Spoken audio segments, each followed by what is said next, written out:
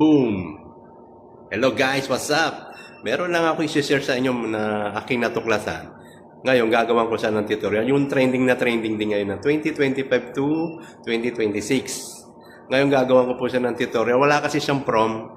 Diretso to video siya. Doon sa isang apps. Ngayon, tuturo ko po sa inyo kung paano siya ginagawa. Tara, let's go. Tutorial na! Punta na tayo sa CapCut.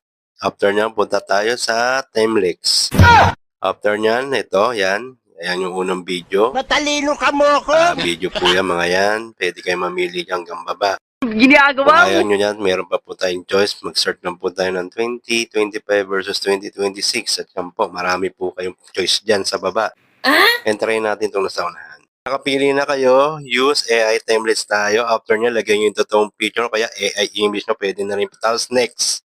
After nyo, antay lang tayo na mag 100%. Ito na po. Ayan po yung resulta guys. Medyo matagal dito sa kapat. Antay-antay na po. Ito po yung resulta.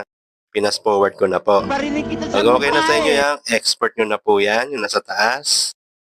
Yan. Expert lang po. Tapos diretso na sa galleria nyo po yan. Pag okay na po yan, labas po tayo dyan. Gunggong! Labas po. Tapos punta naman tayo sa galleria nyo. Yan. Hahanap tayo ng timing na yung screenshot. I-screenshot natin yung dalawa. Yan, screenshot na nakaharap ng dalawang karakter. Yan. Kung napansin nyo, medyo hindi ko kamukha. May gagawin tayong magic dyan. Hindi totoo yan. I-remake face natin yan, AI. Okay, yan po. I-crop nyo rin siya sa aspiration 916. Tapos punta natin sa remake face AI. Multiple face ang hanapin natin. Yan po. I-add na natin yung screenshot natin.